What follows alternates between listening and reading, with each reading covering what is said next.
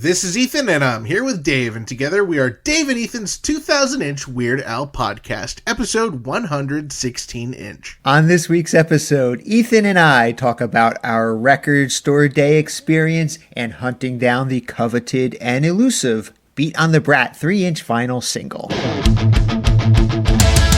It's Dave and Ethan's 2000-inch Weird Al podcast. It's a podcast about Weird Al. It's Dave and Ethan's 2000-inch Weird Al podcast. Seriously, the whole podcast is about Weird Al. Dave and Ethan's 2000-inch Weird Al podcast. You don't have to listen, but we're glad you are. Dave and Ethan's 2000-inch Weird Al podcast. All right, welcome to episode 116-inch, Dave. Thank you, Ethan. I feel like it has been forever since I have seen you. We really should get together sometime soon. Seriously? I just saw you like 3 days ago. We spent the whole weekend together, remember? Not ringing a bell. I came down for record store day. We went record store day shopping together. We traded Weird Al items we've been holding onto for each other for the past 17 months. We played with all the great new Weird Al stuff we got for our respective collections. I tried on some of your Weird Al baseball caps. We even shared the same piece of mint-flavored dental floss. Oh, I was wondering who that was rummaging around in my Weird Al room at all hours of the night. What a fun weekend. I cannot wait to tell everyone all about it. Well, Dave, we'll get to that in a few minutes. But first, it's time for This Week in Burrito-Related Ads. This week's episode is brought to you in part by vegan burrito restaurant Burrito Burrito in Troy, New York, home of the 2-pound double wrapped in a quesadilla Burrito, and Wizard Burger in Albany, New York. Come on down to Burrito and Burrito, your Burrito. Or hop on over to Wizard Burger for mouth-watering, loaded, dare I say, beefy vegan burgers. From Troy to Albany to Uranus, Burrito and Wizard Burger feed the hungry with out-of-this-world, plant-based, real food, always vegan style. Visit burritosquare.com or wizardburger.com and order ahead. Okay, now it's time for This Week in Weird Al-Related News. Patreon subscriber Jason Alchill shared with us that Weird Al briefly appears on the July 15th episode of the Sarah Silverman podcast. Al can be heard around the 15-minute mark calling into the Friends line, and he leaves a voicemail. Now, if you know anything about Sarah Silverman, you probably should expect this warning, which is, of course, that show covers spicy language and sensitive topics, so you may want to be careful if you're used to podcasts being as family-friendly and pet-friendly as ours is. We here at Dave and Ethan's 2000 Weird Al podcast are happy to share that Phineas and Ferb the movie, Candace Against the Universe, has won an Emmy. Yes, the 48th Daytime Emmy Awards awarded it an Emmy for Outstanding Writing Team for a Daytime Animated Program. Of course, the movie was written by Dan Povenmire, Jeff Swampy Marsh, among a whole bunch of other writers, and Weird Al Yankovic has a brief cameo, as Shirt Cannon Guy. Oh, such an Emmy-winning role. He really was robbed. He should have gotten his own Emmy for that. But anyway, from all of us here at Dave and Ethan's 2000-inch Weird Al podcast, a huge congratulations to the team behind Phineas and Ferb the movie. Now here's one for our listeners in Central Texas. The Mayborn Science Theater has announced its July lineup, and Weird Al has made the list. Whoa! A tour date! It's this month! Dave, how did I not hear about this before?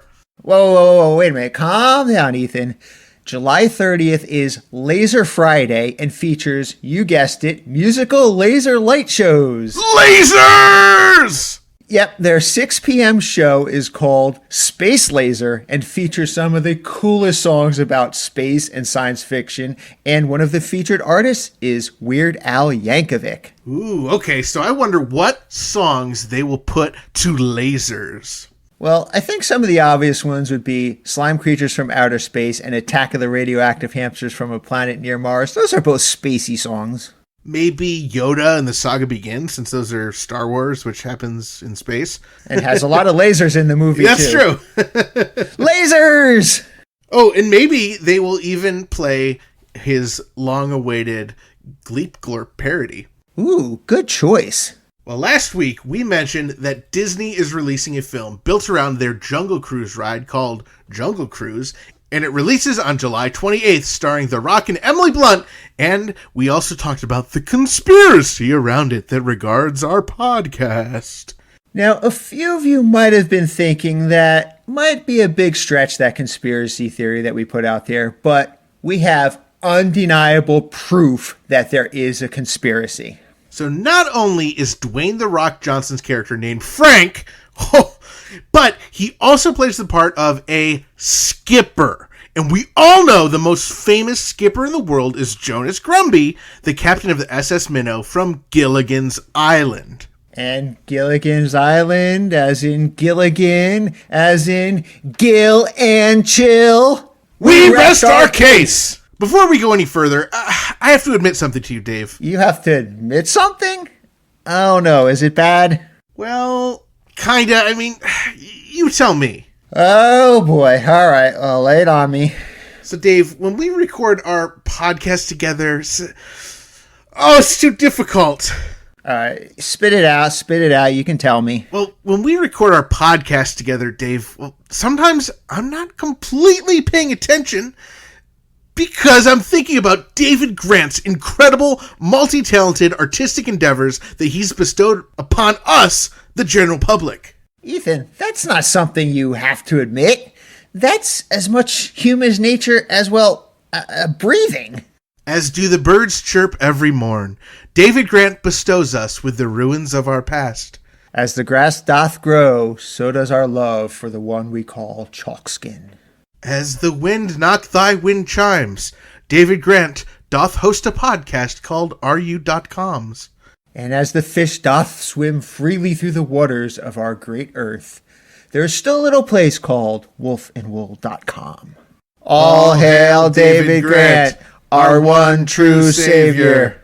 Okay, now that we got the news out of the way, Ethan, how was your weekend? Did you do anything fun? Dave, we already went over this. I spent the whole weekend with you at your house. I came down for Record Store Day, remember?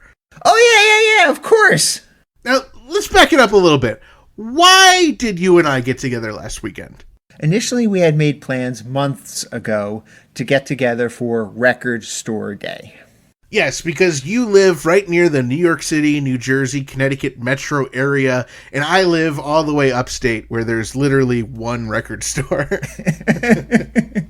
Yeah, so we had big plans to just call and go to as many different record stores as we could and try to find the 3-inch vinyl Beat on the Brat single. Yes, ever since it was announced in April, we just knew that we had to get it by any means necessary. So even if that meant having to spend a weekend together, well, gosh darn it, we were going to do it. I even put a space in my 3-inch vinyl single collection just for that vinyl single. Oh, can't believe it, Dave. You went through all that work. Well, if you've been paying attention, last week in social media and, all of the text messages Dave and I have been sending you, you'll know that we received advanced copies of the 3-inch Beat on the Brat Weird Al Record Store Day exclusive single, courtesy of our friends over at Demented Punk Records. Yeah, so that put a little wrinkle in our plans to get together, but we decided we would still get together because we hadn't seen each other since we last got together for the UHF event with Jonah Ray way back in January 2020.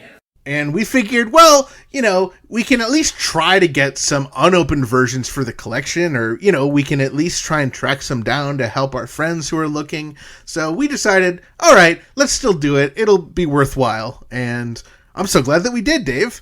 Yeah, and this is really the first time in really long time that Weird Al has put out something physical that we really got excited about, that we could get out there and try to find in the wild. So it was definitely something that never really got to experience together, since we've started the podcast. So we really wanted to get together and try to hunt down some of these Record Store Day vinyls.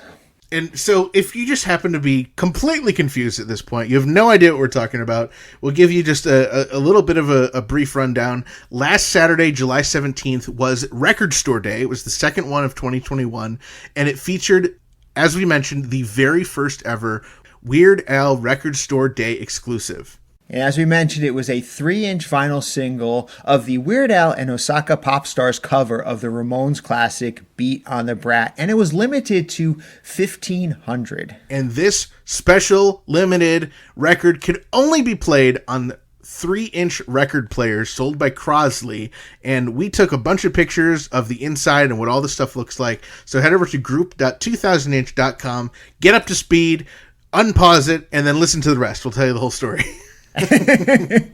All right, I mean, let's just start at the beginning. Let's start at, Ethan, the moment that you actually arrived at my house. All right. Well, I hopped in the car and I drove as fast as I could all the way from upstate Albany area down to New Jersey where you live. And I made good time. I got there and you helped me unload all the crap that I brought. And not too long after I got there, we got a visitor. Well, hold on. I just want to stop you for a minute. I just want to point out to our listeners that you came all the way from the Troy, New York and the Albany area, and you did not bring me a burrito or a Wizard Burger. Well, Dave, let me just say, I did stop and I did pick them up for you, but they just didn't make it on the trip. Oh, darn. If only I lived a little bit closer, I probably could have gotten them before you scarfed them down on the ride down. I didn't say I ate them. I just said they didn't make it. I picked up this hitchhiker on the side of the road, some guy, Bernie. He ate them all. It's not my fault, Dave. All right. Well, shortly after you did get here, we did get a visitor who actually brought something for us that we could enjoy. Well, you could enjoy at least. Well, you can enjoy it for your collection. What we're talking about, of course, is our friend Adrian Vasquez. And last year, when the special Dare to Be Stupid beer came out, I got in touch with Adrian because I knew he loved Icarus Brewing and it was near him. And I said, I'll pay for 4 4-packs. I just need them. And so he got them. And for all this time, he's kept them refrigerated and nice and cool to keep them fresh for me and brought them over. And Dave, not only did I get my cans that I bought, Adrian also brought you a special gift of a Dare to Be Stupid beer for your collection. Yes, it was very generous of Adrian. He actually showed up with a can of beer for myself, a gift to me from Adrian. Thank you very much, Adrian. It is prominently displayed with my other Philo beer in my Weird Al room annex. Yes, so they're not official Weird Al releases, but to someone like Dave and I, they definitely have a place in our collection. So that was great. We had dinner. We exchanged all of our Weird Al items that we've been saving for each other. Because sometimes if we're ordering something, it doesn't make sense to pay for shipping twice. So, Dave will order it and order 2 and it'll go to his house, or I'll order 2 and it'll go to my house. So we got all that together. We did the exchange. We'll talk about some of those a little bit later. But then it came time to plan for the big day, planning for Record Store Day. Now, if you know anything about Ethan and myself, you know that we like to go overboard when we do things. So we really went overboard. We actually started planning this a couple weeks prior, and we had a spreadsheet, and we're emailing back and forth, and we're emailing all the record stores that we could find, trying just to find out as much information as we could to see if they would be getting this special release in and how far they were. We had maps going and pinpoints and everything, just trying to find the most efficient route to get to as many Record Store Day participating record stores as we could. And just to give a little bit of an explanation about Record Store Day, because Dave, this was the first time you or I even participated in a Record Store Day, but the vinyl and the music collecting communities are very used to the process. But essentially what happens is they release a list of titles, and each record store can choose which ones they will stock for their store. They don't necessarily get all the ones they choose, and when they do get them, they usually get very limited quantities. They also have record stores sign an agreement saying they're not just going to order stuff and then just sell it on eBay. It actually is available to their customers, first come, first serve. They can't just put them online. It has to be available to the people actually waiting in line.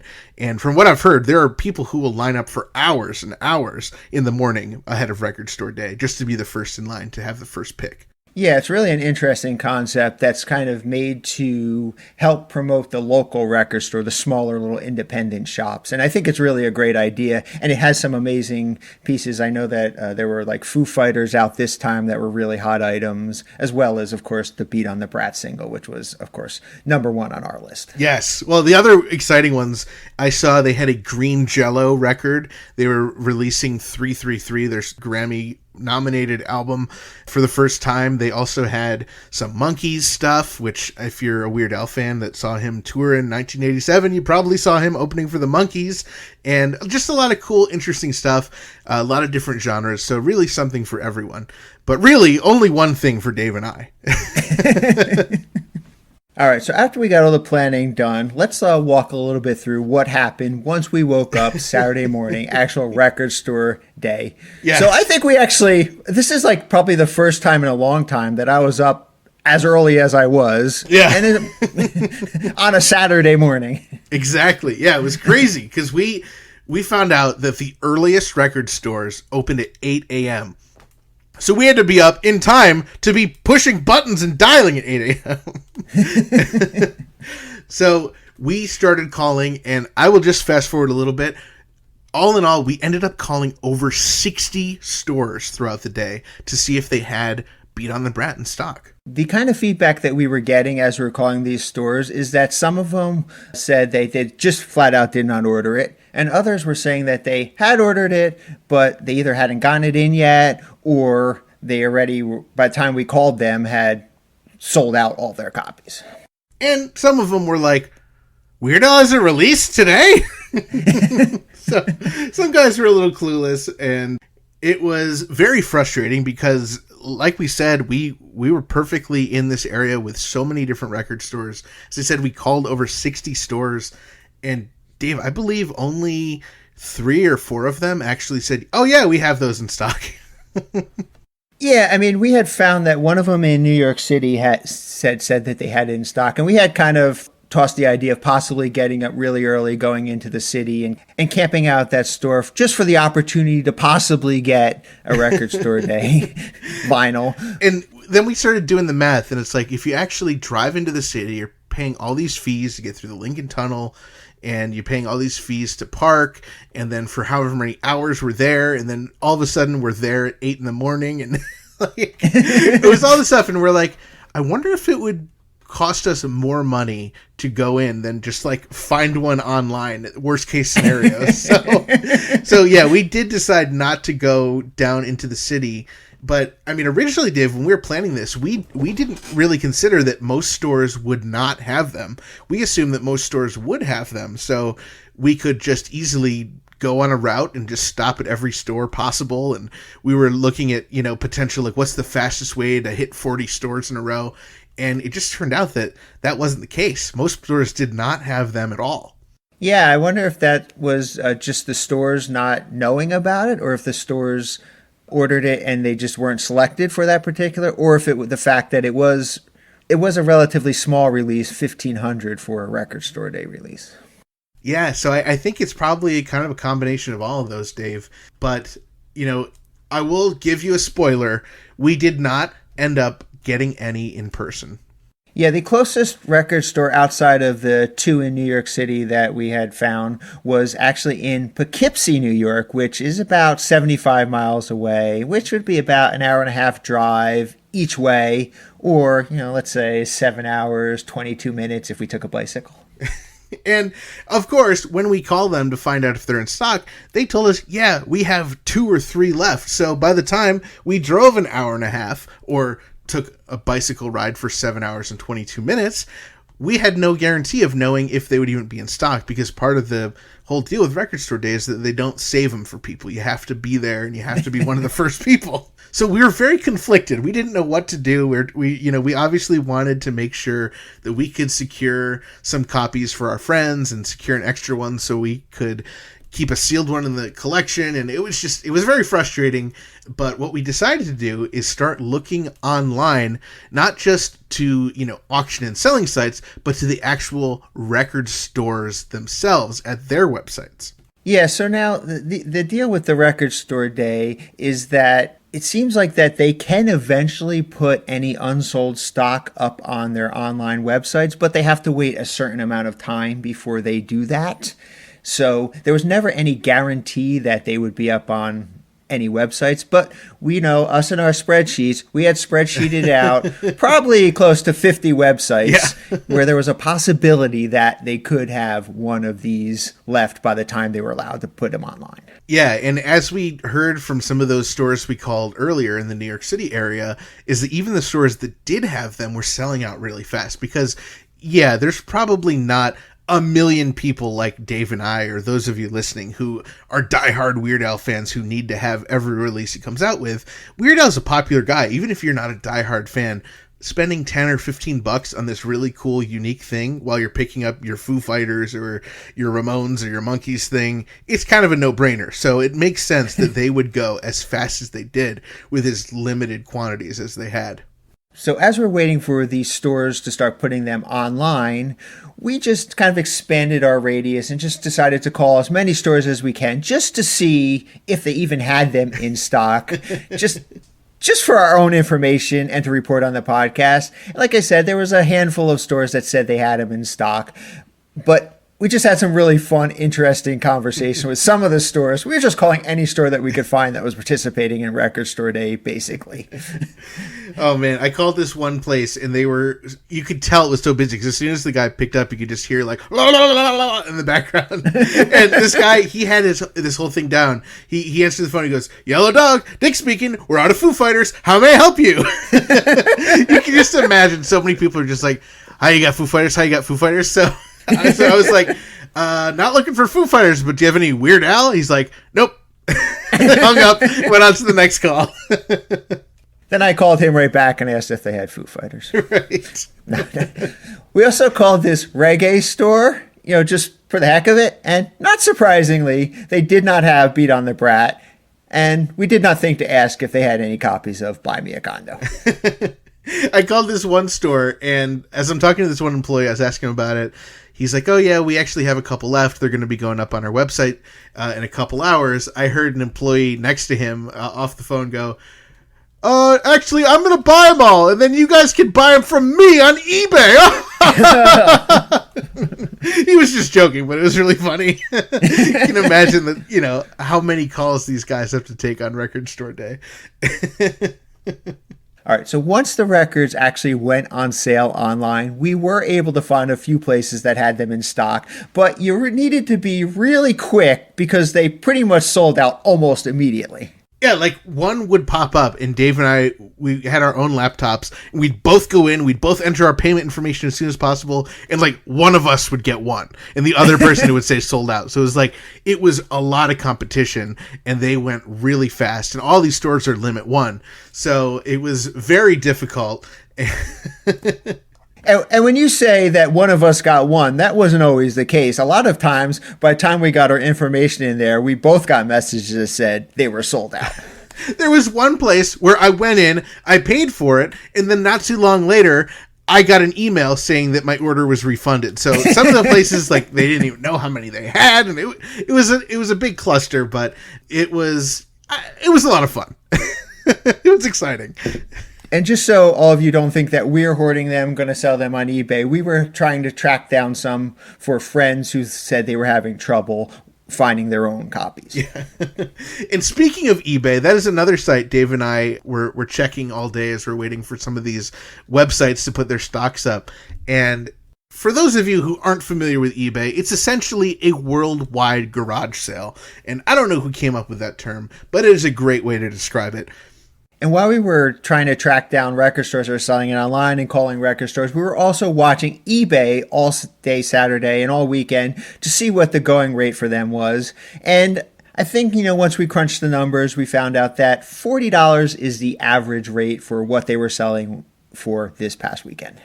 I saw someone get one for $15. I saw someone pay like $70 for one. So it was kind of across the board, but it eventually kind of settled out to about $40, which, I mean, if you ask me, Dave, it's still kind of a lot for something that really was retailing between $10 and $15.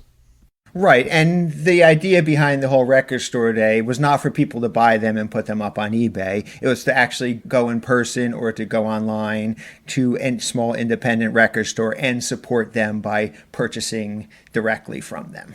Right, and to add them to your personal collection. So that's why a lot of record stores, even in person, had a limit to how many different titles you could get, or how many of the same title you could get. So it kind of stinks when it goes online, but I do understand that.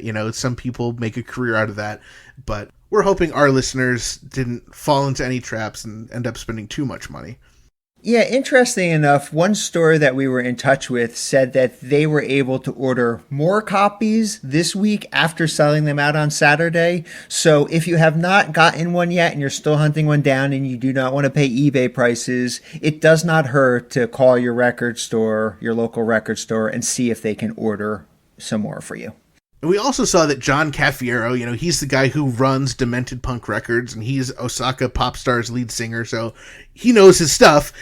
He actually posted a comment on our post about the unboxing in the Dr. Demento Facebook group, and he said he is working on trying to get some of them up for sale on dementedpunk.com, maybe next month, so think twice before you pay scalper prices. There may be other ways for you to get one at the original retail price. And I know what you're thinking, that all this spreadsheeting and calling and constantly refreshing of websites, it sounds really long and tedious and a lot of work. But don't worry, dear listeners.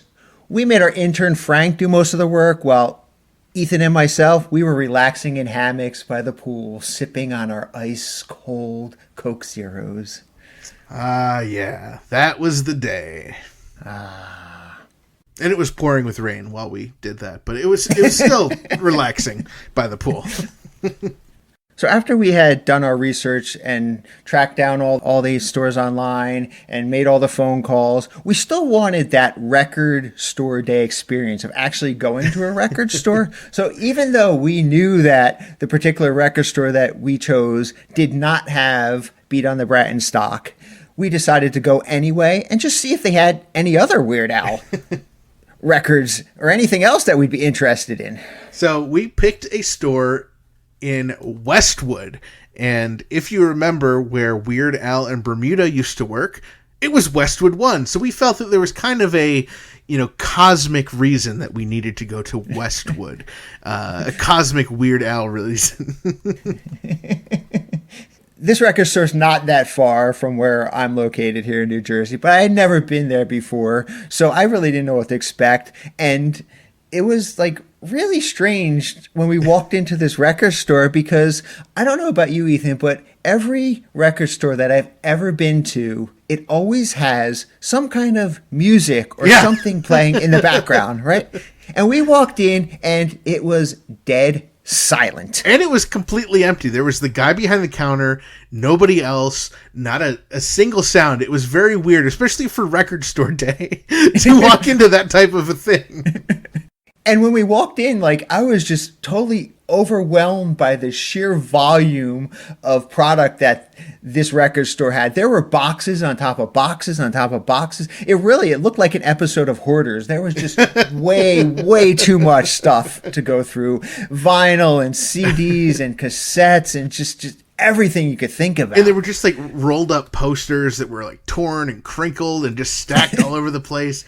And I walk in, and I brought a reusable bag because I figured, if I'm going to buy some vinyl, I don't want to walk around holding it in my hand all day. And as soon as I walked in, the guy runs up and he takes my bag. He's like, "Bags are not allowed in this store." And I was like, okay. He's like, "Teenage girls, they come in here and they steal stuff." And I was like, oh, I guess that's the first time someone said I looked like a teenage girl. So we started looking around, so we asked the guy and we confirmed he had no Weird Al, but we figured we would check a few kind of places where maybe Weird Al would slip through the cracks for, this hawk-eyed record store owner. I mean, yeah, we were checking out their comedy section, we're checking out their soundtrack section, and the store wasn't as organized as you might imagine as let's say like one of those really big record stores, there was just stuff all over the place. I found at least 3 or 4 different sections that just said Neil Diamond records. And they were somewhere in the back of the store, somewhere in the middle of the store, somewhere in the front of the store. So I guess he just figured, let's just spread them out all over the place and make it as hard as possible for people to find what they were looking for. So, Dave, you were looking at Neil Diamond, not because you're necessarily a big Neil Diamond fan or collector, but can you tell us what that reason was? Yeah, so not that I'm not a big Neil Diamond fan, I just really don't collect his stuff. But one of the reasons I was looking for Neil Diamond records is I wanted to try to find records and old output that past guests of the podcast have been on. So if you remember episode 92 inch and episode 93 inch, we talked to Richard Bennett. And Richard Bennett, of course, is John Bermuda Schwartz's brother, but he's also Neil Diamond's guitar player. And he's been on many Neil Diamond releases. He's been on many releases just in general. Like, I think I could have spent all day just trying to track down his releases. But I wanted to try to, just to see what they had as far as, Richard Bennett stuff he'd been working on. And they had quite a few actual, records that Richard Bennett's name was on there. So that was pretty cool. I was just trying to find different past guests of the podcast just to see what they had and see if there's anything that I might want to pick up for my guests of the Dave and Ethan's 2000-inch Weird Al podcast collection. I was looking through a lot of the old CDs. I was trying to find like maybe a soundtrack that Al was on, like George of the Jungle or something like that. And I came across the Buffy the Vampire Slayer TV soundtrack, which has the theme song, of course, by Nerf Herder, which is a band I love. And another one I found was the Robots animated movie soundtrack, which has a They Might Be Giants song on it. So I was like, oh, these are kind of cool. And, they weren't in great shape. They were used CDs, kind of, crummy and a little scratched up. But I was like, hey, these are kind of cool. And I figured, how much could I have to spend? Like a couple bucks. So so I go up front and I was like, hey, how much are these? And he said $6.99 each. It's like, oh, gotta pass. Didn't want them that much. So despite everything that we've mentioned, it wasn't even the weirdest part. Dave, the weirdest part came when we were both in the back, like at the other end of the store, and it was completely silent, as we mentioned. Yeah, so like I mentioned, we walked into this music store. There was no music playing at all, so we're like, okay, I guess there's just no music playing. So as we get to the back of the store near the comedy section, the soundtrack section, we start flipping through records, and all of a sudden, at full volume, about as loud as possibly could be, this guy starts playing this Coca-Cola parody song called Woca-Cola, and it's just totally random, and it played, and that was it. That was all he played. It was full blast for like 2 minutes. I don't know what he was thinking. Like, I could barely understand it because it was so loud, and I thought like I knocked something over and hit a button or something, but it just like, Coca-Cola, blah, blah, blah. It's like this weird parody. It wasn't funny. It was just bizarre. And then it ended. He didn't say anything like, hey guys, check this out. It was just like, Coca-Cola, blah, blah, blah, blah. And then it just ended. And then it was just silent. Again. Yeah, I mean, it was a very interesting first record store day experience for us, actually being in this store. Maybe had we picked a different record store, we might have had a different experience. But I think it was worth it for that, just to get the experience to go to a record store on record store day, and for all the amazing stories that we're going to have that came out of just that couple of minutes that we spent in that record store. Yeah, so afterwards, we didn't end up getting anything. We ended up just kind of walking around Westwood. And Dave, as is tradition, if anyone's listened to our Strings Attached to Our bonus centimeter episodes, we ended up getting ice cream. And it was great. Yes, a Dave and Ethan's 2000-inch Weird Al podcast tradition. Anytime we go somewhere, we have to get ice cream. Ethan, what kind of ice cream did you get? So I just went with the tried and true vanilla chocolate twist soft serve. And they had a big sign, cherries and sprinkles are free. So I got cherries and sprinkles. And I went for the chocolate chip cookie dough. And you made me get cherries and sprinkles because they were free. They were free. You had to get them. I had to get them. I had no choice. And our intern, Frank, he actually ordered lemon ice cream, but, we only let him have like one bite, and then we finished it off for him. Yeah, I mean, lemon's one of my favorite flavors. I had to have as much of it as possible. Yeah, absolutely. So then we went to this toy store. I think it was called Tons of Toys. It was right across the street from the record store. And they had some interesting stuff. I found a book that Weird Al is actually mentioned in very briefly. It's called Lord of the Fleas. It's one of those Dogman, Dave Pilkey yes. books, which I already have for my collection. But Dave, you found something related to the podcast. Yeah, I mean, first thing I did is I started looking through their Funko Pops just to see if they had Weird Al in there. And unfortunately, they did not. But then right near the Funko Pops, there was actually a whole bunch of Transformers toys. And I was looking through there to see if I could find any Wreck-Gar figures. And I did not find any Wreck-Gar figures. But I did find a figure of a past guest of our podcast, RC from the Cybertronic Spree. So that was really exciting, getting to see a past guest in Transformer toy form. It seems like we can't go anywhere without finding people who are influenced by our podcast in some way. It's crazy, Dave. It's crazy. It's crazy. So, as we're heading out, we wanted to actually make a stop there was a beverage store that you wanted to go to that was in the area. And we were driving. And as we're driving, the GPS took us onto Linwood Avenue. Yes. How's that for a Weird Al connection? I couldn't believe it. We had just left Westwood. We went to Linwood. Like, it was completely Weird Al centric. We stopped. We got a picture with one of the street signs. It was spelled wrong. It was L-I-N instead of L-Y-N. Well, I think what happened is that since we're in the area of New York City, they're greatly influenced by Lin-Manuel Miranda, so they changed the name to his spell Lin as he spells Lin. In his honor. You're right, Dave. I didn't consider that. Well, so we get to the beverage store, and it's on a street called Rock Road. Just missing a Y, just like Linwood. Yeah, it was a sort of a Weird Al reference. And remember, Rock Road as in Dwayne The Rock Johnson. I think that's further evidence that supports our conspiracy theory, I might add. That's right.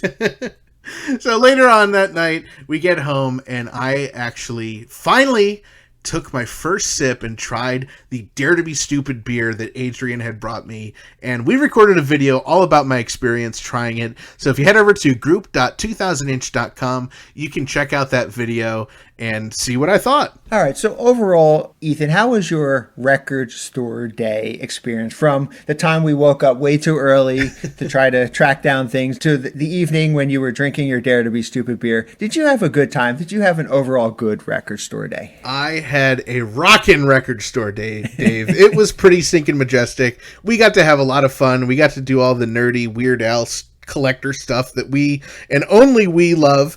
And we also were able to track down a couple copies for our friends who weren't able to go out. So all in all, I think we did a great job with Record Store Day.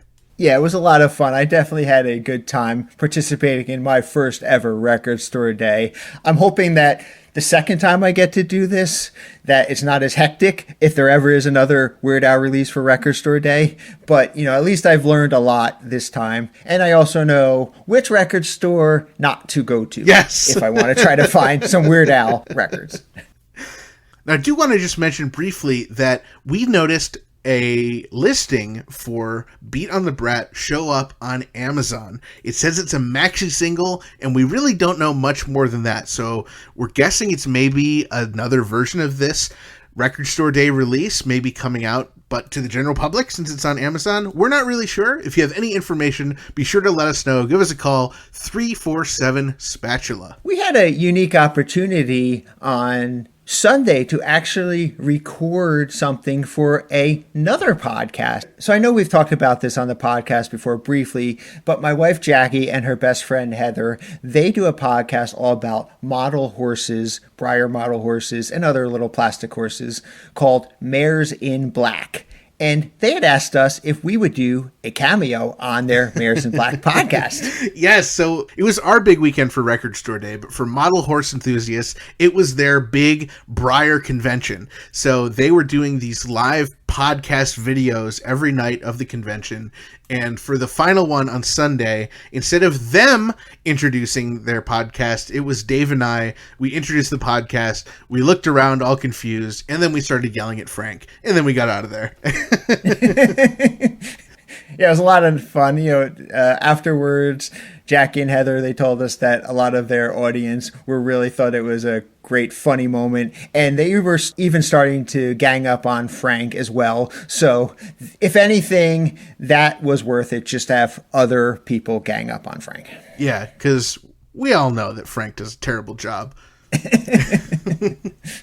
So if you have not checked it out, we did post a video over on group.2000inch.com if you want to check out our funny cameo in the Mares in Black podcast. And if you enjoy plastic horses, you can go to maresinblack.com for all information how to subscribe to the Mares in Black podcast. So Dave, we mentioned this earlier, and I think it's time we really dive in a little bit more about all of these items that you and I had kept for each other over the past 17 months. So I would love to hear from you, Dave. What were some of your favorite things? Oh, yeah. It was like Christmas morning here when you showed up with just a box full of stuff for me. It was amazing. Like I had mentioned, we had not seen each other in close to 17 months. The last time we were together was for our UHF screening event with Jonah Ray back in early 2020. So we just had so much stuff to give to each other. And I had not actually seen many of the new podcast stickers that we had put together over the past year and past couple months. So I got my very first look at some really cool Weird Al podcast stickers, and they are absolutely amazing, pretty stinking majestic. I mean, look incredible. They're even better than I pictured in person. Yeah, I think my favorite one of the new ones is our Discover Darwin sticker. Yeah, that Discover Darwin sticker is amazing. And we have a lot of really cool artwork that a lot of our listeners and friends have done. And I don't know that we've released all these out yet to the public, so I don't want to start talking about them. But let's just say, Patreon supporters, you guys are in for a real treat once we send out our next sticker package. And if you want to get in and check out these amazing stickers, you definitely got to head over to patreon.com/2000inch and subscribe so you do get these incredible, amazing stickers. They're really fun. And I was so happy because, Dave, you had a Tiny Tim poster for me. I did. I had a Tiny Tim poster somewhere. I didn't know where it was, and I didn't even know that I even had it. But I remember I ordered a Tiny Tim poster for you, and I guess it got here, and I marked the shipping container, the poster container, Tiny Tim poster, and then I put it on a shelf, and I totally forgot about it. It was sinking into your collection, but I saved it. I saved my copy, at least. So thank you for reminding me about that, because I totally had forgotten about it, that I even had it, let alone that I had to give you a copy of it.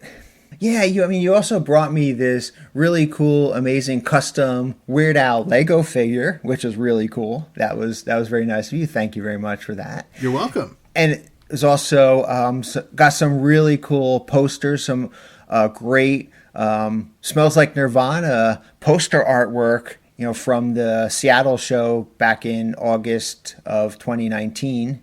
That was really cool, really nice to get to that. Everyone knows Smells Like Nirvana, my favorite song, and that poster, one of my favorite VIP concert posters. So it was really cool to get some poster artwork of that.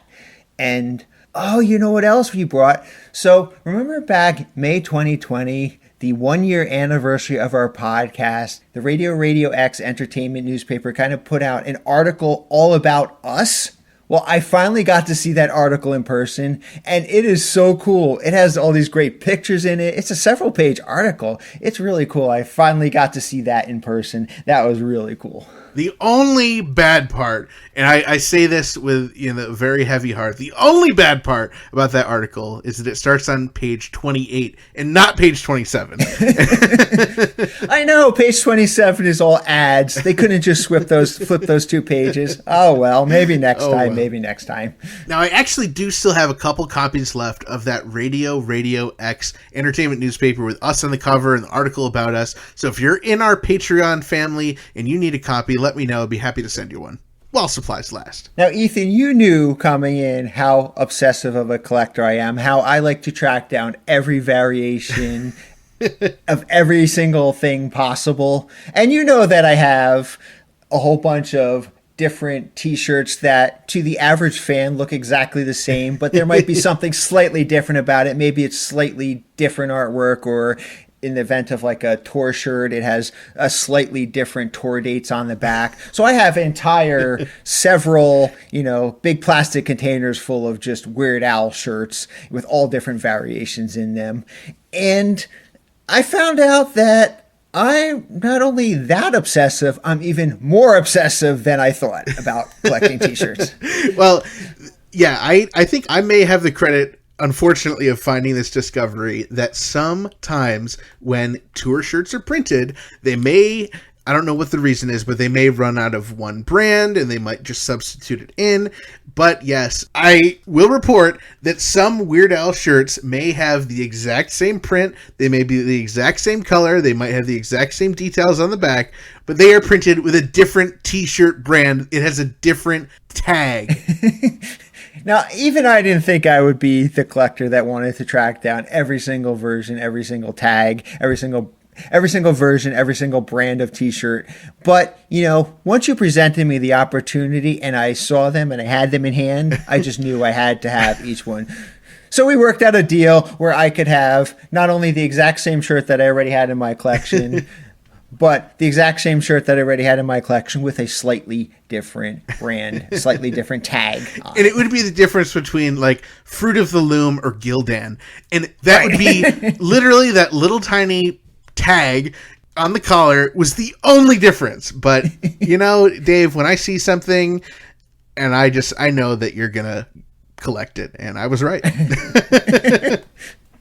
So I'm going to put this out there. Please, please, please, listeners, tell me that I'm not the only person that does this. Please tell me that there's at least one other collector out there that would go to the obsessive level that I'm doing, where I'm tracking down all the different brands of t-shirts Weird Al has used to create his tour shirts. Please give me a call, 347-SPATULA, and put my mind at ease. Or give us a call, 347-SPATULA, and tell Dave how much of a nut he is. I have a feeling I know which one of those two is going to get the most comments on it.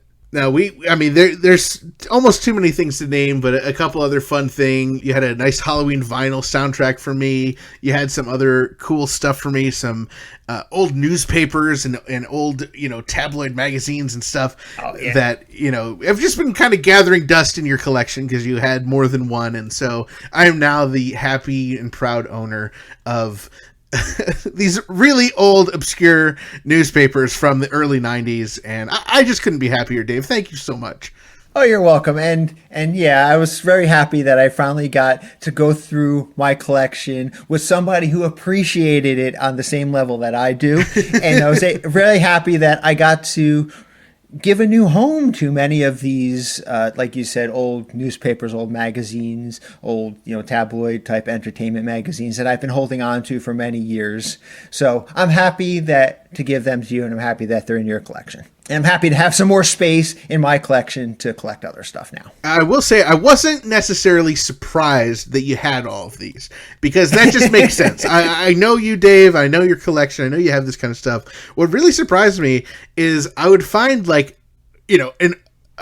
newspaper from March 1996, and you'd be like, oh yeah, I remember. That's a great article about Al. Or, I'd find something else. You'd be like, oh yeah, I remember. It's just a great ad artwork for Al in this.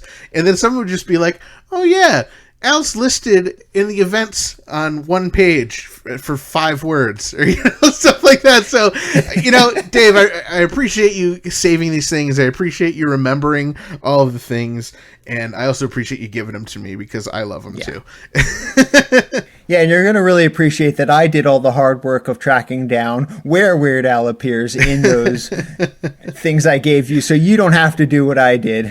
And I'm happy to help you out. Yeah, for some reason, I have a really good memory when it comes to that. If I see Weird Al's name in print in something like that, I can usually remember if it was something like a full-page article or if it was just a brief mention, and I can usually remember the really good articles as to which ones were well written and things like that. So, I mean, yeah, it just comes with the territory. When you have so much, you just have to have some way to remember which ones you want to go back and look at again, more frequently than the others. Dave, did you know that today's episode is brought to you in part by Joe and Yvonne from Waiting for Lunch Radio? Waiting for Lunch Radio is a free-form radio show inspired by mixtapes and zines, playing a wide range of crazy music and hot, fresh, demented ear food. Waiting for Lunch Radio is not available where you get your podcasts because it's on Mixcloud. But don't worry, you can find it at waitingforlunch.com. Tummy grumbling for some delicious programming? Waitingforlunch.com will cure your pangs. Just follow the aroma of freshly baked and curated audio bites with a side of musical adventures and mashed potatoes. Potatoes. Your hosts Joe and Yvonne love potatoes. Leave a request, demand, or your best hangry impression at 313-883-9275. Order ahead at waitingforlunch.com, a radio zine that's a treat and something for your brain to eat.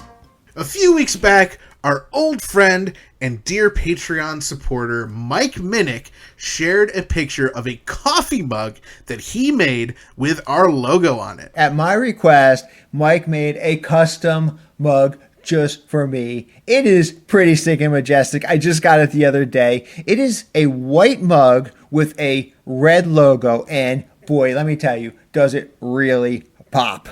It is pretty stinking majestic. All right, so on the other side of the logo, he actually put a caricature of me that's a slightly modified version of the original Hanna-Barbera-esque artwork that our amazing Canadian listener Chris Sear designed for us. I'm going to post a picture over in our group.2000inch.com of this amazing mug. Yeah, Dave, I noticed something just looked different about that caricature. What was up with that? Oh, well, Mike, he actually removed my glasses.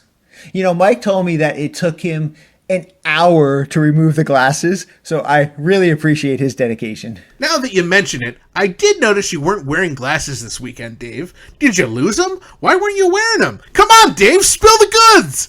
All right. So it hasn't really been a secret, but I haven't shared this on the podcast yet. So at the end of June, I actually got LASIK surgery, so I no longer need glasses, and all of our artwork that has me with glasses is now totally outdated. Ugh, right after we got the new stickers printed, Dave. Yeah, it's okay. You know how Al still keeps his old classic look on all his pre-1999 items? Well, we'll keep my classic look on all of our early stickers and promo items as well. But, people, you might want to get them quickly. You might want to hoard them because they will become collector's items eventually. Well, do you think when people dress up like you for Halloween, they're still going to put the glasses on? Only time will tell. I don't know. I mean, it is an iconic look, just like Weird Al's glasses and mustaches. I still do have the beard, though, so okay. I think that's the important part of any Dave Elvis Rossi Halloween costume. As long as you've got the beard and the long hair, I think, people will figure it out. Well, Dave, anytime I hear about LASIK surgery, the first thing I think about is when Weird Al himself got LASIK surgery. Are you just trying to be like Weird Al? Yeah, of course, it was, definitely, I wouldn't say Weird Al inspired me to get LASIK surgery, but certainly him going through that process over 20 years ago, where he famously got LASIK surgery, I think that, that made me feel a little bit more at ease, seeing that other people that I admire had gotten LASIK surgery and enjoyed it as much as Al has over the years. And you know what? It only took me 20 years to figure out that if Al could do it, then I could do it too. Well, Dave, I can't wait for you to win a Grammy in 20 years. So tell me about the procedure. What do they do? Polka your eyes out? No, it's not. It's not nothing like that at all. So I just want to let people know that, I've been thinking about this for a while, and the place that I actually went to is, one of the leading places for LASIK surgery. The ophthalmologist that actually founded the place, he was responsible for bringing LASIK surgery to the United States, and the doctor that performed my LASIK surgery, he was actually the first person to perform LASIK surgery in this, New York area, and he was heavily involved in the creation of the bladeless laser surgery, which is what I actually got. Wow, when I think of my eyeballs, I like to think bladeless too. So that's a good creation on his part. So I mean, how long does it take? Can you see? Are your eyeballs have to heal? Tell me all about it, Dave. Yeah, so I don't know what it was like 20 or over 20 years ago now when Weird Al got his surgery, but I know what my experience was like. And you know what? People are like always freaking out. Oh, I can't do it. But I'll tell you, it was so incredibly quick and totally painless. I know you're thinking, they're shining lasers in my eyes. How could that be painless? I did not feel a single thing. And it was so quick. It was honestly, the whole procedure probably took under 10 minutes to do both eyes. It may be closer to 7 or 8 minutes. It was amazing. Wow. So yeah, it was a very quick, extremely painless procedure. And the amazing part is that now I can see absolutely perfect. And even like immediately after the surgery, I could see great. Like I just would look at, I remember on the ride home, I needed somebody to drive me home, and my father was driving me, and I was just looking all over the place. I can see street signs. I can see everything. It was so cool. It was like that first time, if anyone ever wears glasses, that very first time that you put glasses on and everything is so crisp and clear. That's exactly what it was. It was really cool. I'm so happy that I got it. Well, Dave, I think this really does boil down to a Weird Al related thing, because it was partially due to Weird Al, doing that on live TV 20 years ago, bringing it to the mainstream, letting people know that it's a safe and scientifically proven thing. And I think that's awesome. So thanks to Weird Al. Thanks to your doctor for getting rid of the blades when it comes to the LASIK surgery. And I think it's so cool that you can finally see without the aid of glasses at long distance. Thank you very much, Ethan. Well, I guess the question that everyone is thinking at home, Dave, you need to answer this for us. How are you going to pull off your Amish Paradise cosplay? Oh, good question. Of course, my Amish Paradise cosplay, I wear the official Amish Paradise glasses from the Amish Paradise music video, which I won at auction a while back at Alcon. And I think I'm still going to wear them, but I'm just not going to be able to see while I'm performing. So if I trip over your feet or something, then well, you can blame that on the glasses. Yes. And Dave, what if people just think it's weird seeing you without glasses? Like, Drew Carey got LASIK surgery, but then he still wears glasses just because it makes people more comfortable. What are your thoughts on that? I think I'm along the same line as Weird Al on that one, in that, he initially thought he might need to wear some kind of fake glasses the same way Drew Carey does, but then once he put out the Running with Scissors album, everybody just seemed to accept it. And I just think that over time, maybe the first time you see me, you might think I look a little weird without the glasses, but I just think that over time you're just going to get used to it. Well, luckily, Dave, I have always thought you looked weird with or without glasses, so no problem here. Well, the LASIK surgery can only fix so much. Oh boy, it sounds like we have a message on our official podcast hotline, 347 Spatula. All right, Frank, let her rip. When you wear your Dave and Ethan 2000-inch Weird Al podcast t-shirt, things change in your life. I mean, they really change. The other day I was going to the local grocery store. I had on my Dave and Ethan 2000-inch Weird Al podcast t-shirt and fanny pack, and the guy at the door handed me a 10% off coupon for my next frozen pizza. I was like, wait a minute, this doesn't happen every day. I know, it's because of what I'm wearing. I mean, you too, you can change your life. Just get yourself a Dave and Ethan 2000-inch Weird Al podcast t-shirt, fanny pack, socks, pillow, doesn't matter what it is. Your life will change forever. Wow, thank you so much, Kenneth. What amazingly sound advice. More people should wear Dave and Ethan's 2000-inch Weird Al podcast official merchandise from shop.2000inch.com. Yeah, and I want to know where you shop, where you're getting a coupon for a pizza. That's pretty cool.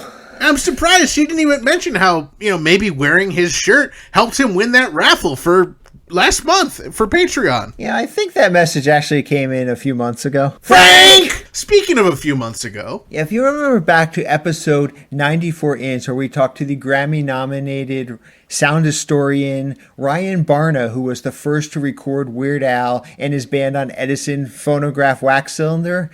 Well, Ryan actually, a few weeks back, sent us our very own wax cylinders for our collections. No, it's not the one with the Weird Al recording on it, but it's still pretty stinking majestic. I couldn't believe it was smaller than I thought, and it was even cooler than I thought, Dave. Yeah, I remember the first thing that I noticed when I actually opened up the actual case I was in, how much it just smelled like a candle. I didn't even think about it. It's wax. But right. Yeah, I opened up like, oh, it's a candle. It smells like wax. It smells like wax, if anyone's wondering what a wax cylinder smells like. It smells like wax. Just can you believe it? Yeah, so the process, Ryan walked us through this back on episode 94-inch, but really briefly what you do is you heat up the wax and then you kind of play what you want to play into a speaker, and then that speaker etches into the actual wax, and then you can play back that etching on an Edison phonograph wax cylinder player. Now, unfortunately, Dave and we don't own, Edison phonograph players, and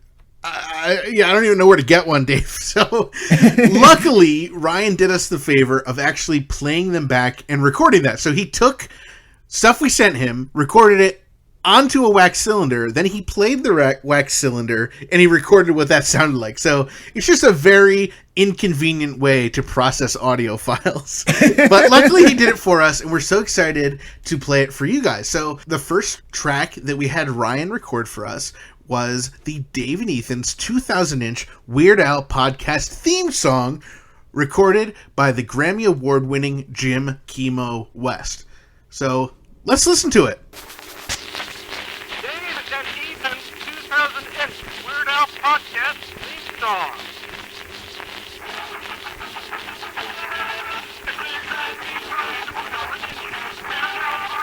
Podcast about Weird Al. Podcast about Weird Al. You have to listen. We're glad you are. Wow. Well, it's kind of hard to hear, but we just explained the process. Would you expect it to be easy to hear? Come on. These are 100-year-old wax cylinders that he actually burned our podcast theme onto. I don't care if I can't hear it. It's amazing. It is absolutely amazing. It is totally awesome. It is pretty stinking majestic. It is incredible. Well, he told us there was a little bit more space on the wax cylinder than just the length of our theme song. So we said, hey, you should put on our Dave and Ethan's 2000-inch Spatula City parody that we recorded last summer. So let's check that out as a wax cylinder recording. Dave and Ethan's 2000-inch Spatula City parody. There's just one place to go for all your Weird Al Dave and Ethan's 2000-inch Weird Al podcast. A giant selection of quality content for every occasion. 2,000 to choose from, covering news, music, and more. Because we only listen to Weird Al, we can record all our episodes factory direct to you. Where do you go when you want to hear Weird Al super bands at a fraction of retail cost? Dave and Ethan's 2000-inch Weird Al podcast. And this weekend only, take advantage of our special liquidation sale. Subscribe for 9 months. Get the 27th month for just $1 penny. Don't forget, they make great peaceful stopping presents. And what's better way to say Weird Al than subscribing to our podcast? Hello, this is M.G. Kelly, friend of Dave and Ethan's 2000-inch Weird Al podcast. I like their podcast so much, I recorded this promo. Dave and Ethan's 2000-inch Weird Al podcast. We're in the yellow pages under Weird Al. Nice. Where did you get that lovely podcast?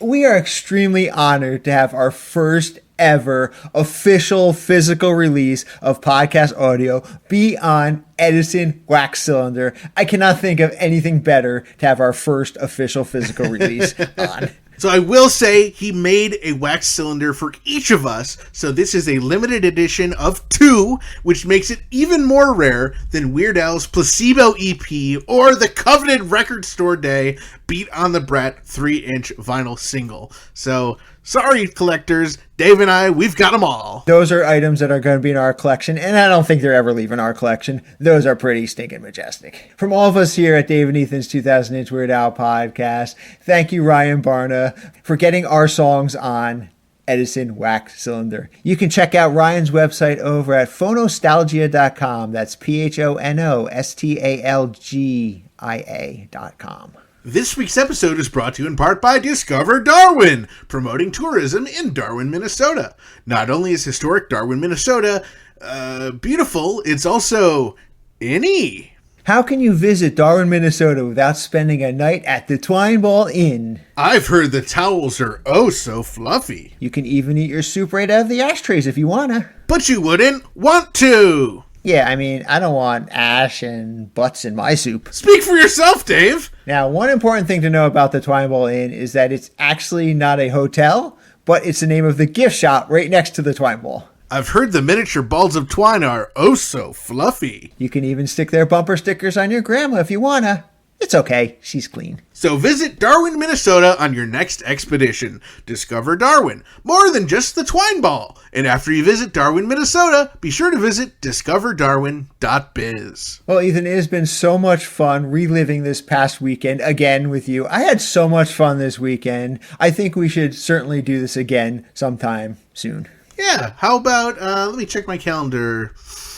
Oh, I'm free in about 17 months. Does that work for you? Yeah, that'll put us right on a good schedule. Let's do it. Each week, we're able to bring you our podcast absolutely free thanks to our sponsors Burrito, Discover Darwin, Jackson Scoggins, David Grant at wolfandwool.com, and Joe and Yvonne from Waiting for Lunch Radio. And thanks to our amazing close personal friend Patreon supporters, Allison, Blair, Frank from the Bank, Kenneth, Jared, Jake, Javier, UH Jeff, and Zeb. And thanks to Vincent and everyone else in our pretty stinking majestic Patreon family. If you enjoy our family-friendly weekly Weird Al podcast, please consider supporting us at patreon.com/2000inch or by picking up some pretty stinking majestic official Dave and Ethan's 2000-inch Weird Al podcast merchandise.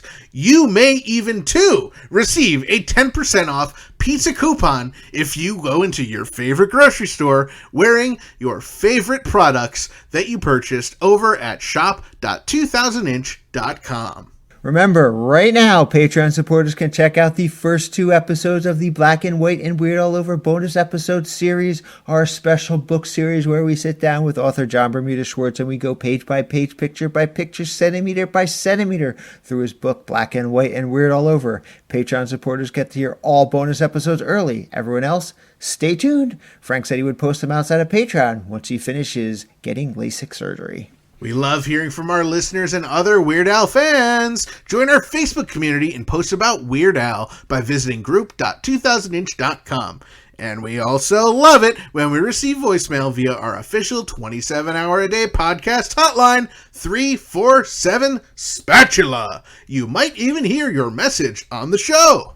For everything about our podcast, including incredible past episodes and guests, be sure to visit WeirdOutPodcast.com or 2000inch.com and keep up on new episodes, podcast news, and events by following at 2000inch on Facebook, Twitter, and Instagram. And thank you for subscribing and leaving reviews on Apple Podcasts, Podcast Addict, Spotify, Stitcher, or the podcast app of your choice. We want to give a big thank you to John Caffiero, Dr. Demento, Demented Punk Records, Ryan Barna, Jason Alchill, Mike Minnick, Kenneth Quinup, Adrian Vasquez, Jackie and Heather from the Mares in Black Model Horse Podcast, that weird grumpy guy at the record store, that guy who lasered Dave's eyes, and thank you to Grammy Award-winning Jim Kima West for our incredible theme song, and thank you to Weird Al Yankovic, as this podcast probably would not exist without him. And a big thanks to all of you, our listeners, subscribers, Patreon supporters, and sponsors, and everyone else who makes our podcast possible. Thank you for listening to Dave and Ethan's 2000 Weird Al podcast. And always remember to gill and chill. Okay, Dave, I know you want to be positive about it on the air and stuff, but be honest, has your LASIK surgery had any side effects? Well, there is one, only one. Oh, really? Well, what's that? Well, my jokes are now cornier than ever.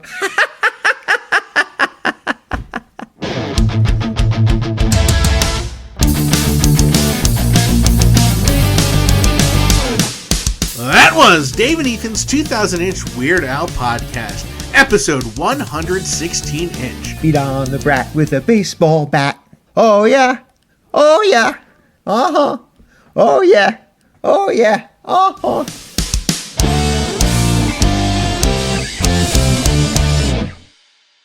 Hello, this is Dave from Dave and Ethan's 2000-inch Weird Al podcast speaking. We are sold out of Foo Fighters. How may I help you? Yeah, I'm just wondering if you guys happen to carry any of the Weird Al Beats on the Brat 3-inch vinyl releases exclusive to Record Store Day, since you are a vinyl record store that is of the indie persuasion. Wait a minute. I'll go check.